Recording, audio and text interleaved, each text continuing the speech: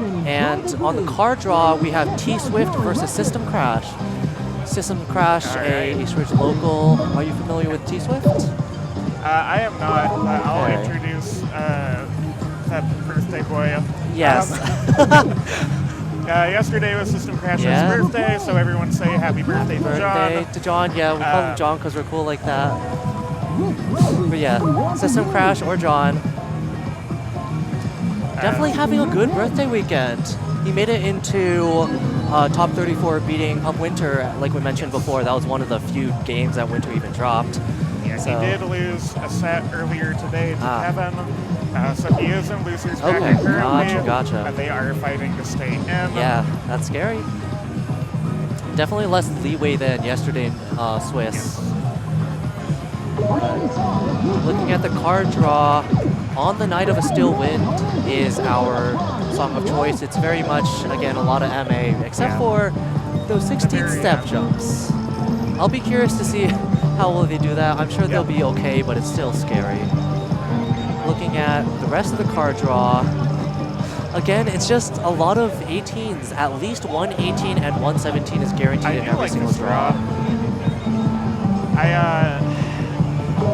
I think they did pick the safe option here for sure. Yes. They could have gone with New Gravity, but it seems like neither of them. Well, who picked this?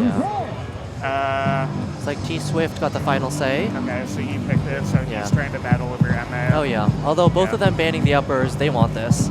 So let's hope for a good match.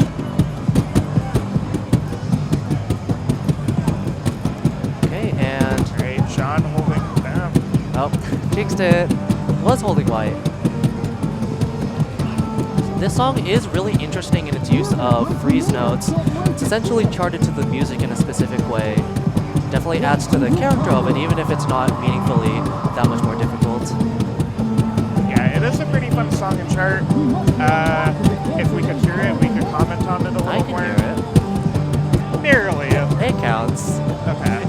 That's just the arcade experience. And okay, looking at EX, John is definitely having a slight lead. I want to say about 8 or 9 EX.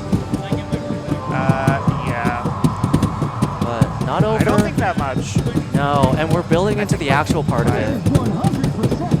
With both 16ths and gallops, this is the real part of the song, I'd say. Yeah, I am a huge fan of this chart. It's not something I really play often anymore, but it does seem like a good tournament pick. Oh yeah. Confident in your MA. I can see either of them getting this, although John is definitely pulling ahead a little now more. Taking a substantial lead.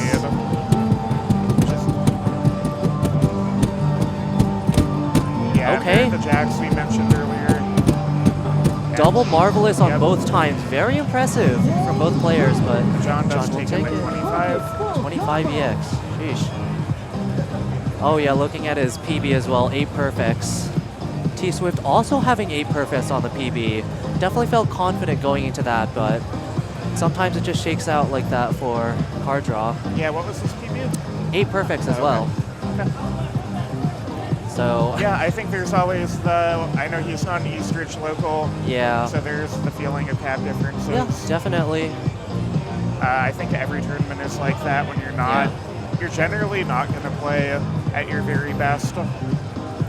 Yeah, and on the other hand, John, he's been grinding just about everything on this gold cap, from like lowers, MFCs to 18s a bunch in a row. He's intimately familiar, I'd say. That could probably give him an advantage. And he also, I believe, generally plays gold cap to begin with. Yeah, that can definitely help. I've definitely seen some players struggle a little bit playing gold cap when they would otherwise be white cap mains, so kind of getting that practice on both caps is useful. I think that is definitely a tournament skill that you have to learn and build. Can you adapt quickly? That's something that comes with time. Oh yeah. And we have a motion tripper. Ooh, okay. That's their second pick. Yeah, looks like that was, I believe, the 14 that was redrawn after On the Night of a Still Wind. So it looks like tSwift does not want to fight over uppers. Probably just maybe less confident in his uppers. Or maybe just doesn't know what to expect. That's fair. I'd definitely say for players who are more oriented on lowers, probably just want to stick with that unless you know your opponent's just like doesn't scale as well as you on uppers. Plus, most likely, I mean, you have to play expecting that you're going to get another match after the one you're playing, right? So that's to burn out super early, I think you have to be careful not to pick something too hard that you're not going to be able to keep playing. Yeah, that's definitely a tournament skill. Trying to play the song you actually want to play for the rest of the tournament. Be ready, but looking like the story on MA is kind of a similar one from last time. John holding gold combo, tSwift dropping some grades and just generally some perfects.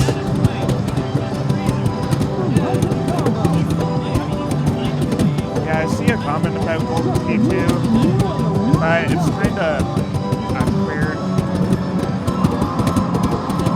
He's definitely holding up now. I'd say I just don't know if the pad's enough to help with making up this about 30 EX difference now. Yeah, and in terms of, you know, misses, that's for the players to determine and talk to CEO about. We're basically watching from our perspective, but we're not actually hitting any arrows. Oh yeah, that's true. That's not really our place to say what happened there. Yeah. Could definitely check in with the players who have played on it, such as tSwift at the moment. But we just gossip a little. Yep. And looking at the score, 12 perfects from John. That is an up score from his PB as well. Taking the song and the set over tSwift. That does mean that tSwift is unfortunately eliminated in losers round 1, but I'm sure his journey to here has been quite impressive, regardless. And I'm sure he'll continue playing long after this match. Oh yeah, I would hope so. I would hope losing an MA battle is not enough to make you quit. I think there's a lot more DDR to be played.